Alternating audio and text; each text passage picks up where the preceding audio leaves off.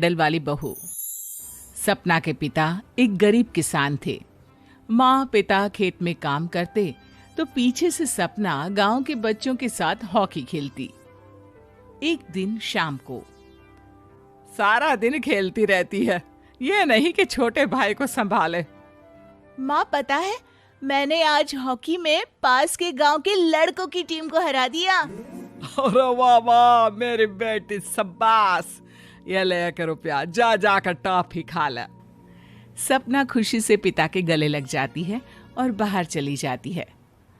अरे तुम इसको बिगाड़ रहे हो, मैं ना इसकी शादी ही करा दूंगी। ऐसा कैसे शादी करा देगी? हाँ, अभी तो उम्र खेलने की है। माँ बड़बड़ करती वहां से निकल जाती है। लेकिन शाम को उन लोगों के घर कुछ लोग आते हैं। अरे राम सुखिया, जरा ये तो बतलाओ, सपना के बारे में क्या सोचा है? अरे क्या सोचना है मास्टर जी, पढ़ रही है, जितना पढ़ सकती है पढ़े, फिर शादी करवा देंगे, कोई अच्छा सा गांव का ही लड़का देख लेंगे। अरे तुम तो उसके पिता हो, तुमको कुछ नहीं पता? माँ घबरा जाती है। अरे का मास्टर जी, का पता नहीं, का हो गया?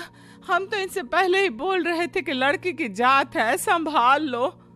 अरे भाभी जी, आप भी ना कभी अच्छा भी सोच लिया करो। अरे सपना क्या खेलती है हॉकी, बड़े से बड़े आदमी भी नहीं जीत पाते हैं उससे।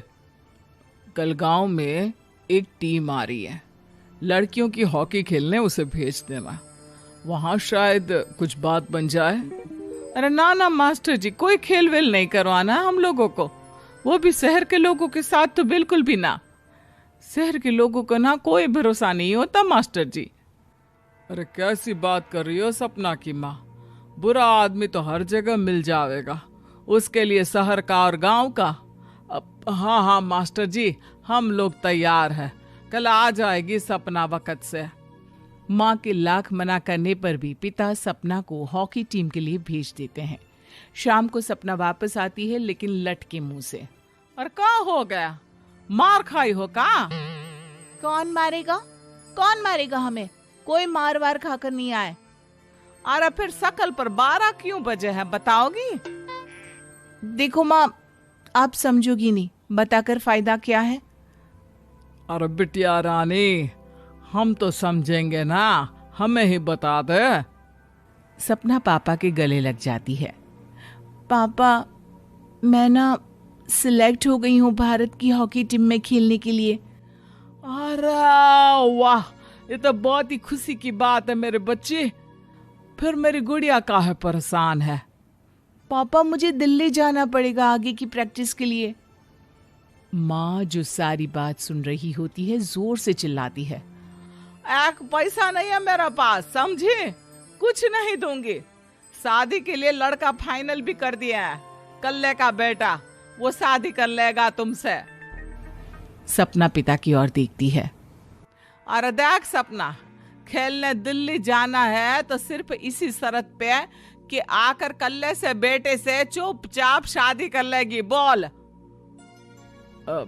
अरे ठीक है ना, कल्ले का बेटा तो बहुत ही समझदार है, सरकारी नौकरी है उसकी, मान गया वो तो सपना शादी कर लेगी। सपना भी धीरू, जो कि कल्ले का बेटा था, उसे जानती थी। वो मन ही मन सोचती है कि शादी तो वैसे भी होनी है, लेकिन माँ की ये शर्त मान गई तो जीवन जीने का एक मौका तो जरूर मिलेगा। हाँ हाँ, मुझे मंजूर है। तो कल मैं उन लोगों को बुला लूं? पिता और सपना दोनों एक दूसरे को देखते हैं। अब माँ ठीक है ना, बुलाने की क्या जरूरत है, वो लोग पसंद कर रहे हैं ना मुझे, वही ठीक है। बस आप तो मेरा दिल्ली का बैग पैक कर दो। सपना दिल्ली जाती है, दिल्ली टीम के लिए खेलने के लिए। सपना खूब अच्छा खेलती है और गोल्ड मेडल जीत कर आती है। जब वो गांव आती है तो उसका जोरदार स्वागत होता है। हर कोई सपना सपना चिल्ला रहा होता है। और सपना के पापा, तुम्हारी बेटी ने तो गांव का नाम रोशन कर दिया है।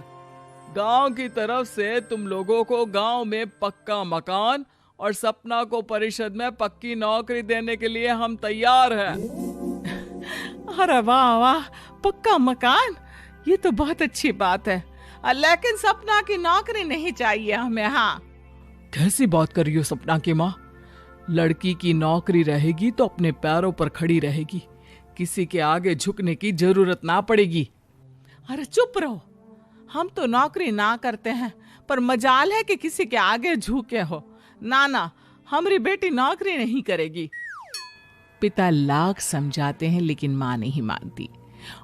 और फिर वो दिन भी आ जाता है जब सपना को अपने कहे अनुसार लड़के से शादी भी करनी पड़ती है।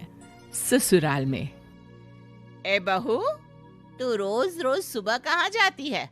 घर का सारा काम निपटा कर कहाँ भागती है? माँ का घर तो पास ही है, वहीं निकल जाती है क्या? नहीं माँ जी, मैं हॉकी खेलने जाती हूँ, मुझे खेलना पसंद है। खेलना पसंद है? अरे कैसी बात कर रही है बहू, शादी के बाद तो कोई लड़की खेलती फैलती नहीं है, वो घर का काम काज देखती है। सपना कुछ नहीं कहती। वो एक रोज कमरे में अपनी अलमारी ठीक कर रही होती है कि तब सुनो, वो जो लटक रहा है ना, क्या बोलते हैं उसे? मेडल। सपना पति की बात सुनकर खुश हो जाती है, उनके पास जाती है। मैं सोच ही रही थी कि तुमने कभी पूछा क्यों नहीं। ये मेडल है, मैंने जीता है, पता है, हॉकी में। बड़ा मैदान, बहुत से लोग, 2 टीम और फिर शुरू होता है जुनून। पता है, लगता है जैसे बस जिंदगी यही है, खेलते रहो, भागते रहो, दौड़ते रहो और लक्ष्य को पालो। सुनो ना, मैं ना भारतीय टीम के लिए खेलना चाहती हूँ। माँ, ए माँ, यहाँ तो आ जरा। सपना हैरान हो जाती है कि ये क्या हो गया, पति अचानक से माँ को क्यों बुला रहा है। हाँ बेटा, क्या हो गया? काहे गला फाड़ रहे हो? माँ, ये सपना क्या कह रही है? अरे बीवी तो बोलती ही रहती है बेटा, लेकिन क्या हो गया? चिल्ला क्यों रहे हो? ऐसा क्या बोल दिया इसने? माँ ये बोल रही है कि इसको खेलना है भारतीय टीम के लिए। सपना डर जाती है। नहीं नहीं माँ जी, मैंने कहा कि मैं चाहती हूँ कि वो मैं बोला था ना, शादी के बाद कोई खेलता नहीं, घर का काम काज देखता है, लेकिन फिर भी। नहीं माँ जी, ठीक है, मैं घर का काम देखूंगी, कल से मैं खेलने भी नहीं जाऊंगी, माफ कर दीजिए। सपना पति की तरफ देखती है जो माँ की तरफ देख रहा होता है। उसे गुस्सा तो आता है लेकिन करती भी तो क्या, सास के सामने कैसे पति की क्लास लगाती। अरे बेटा, अब क्यों घूरे जा रहे हो बहू को?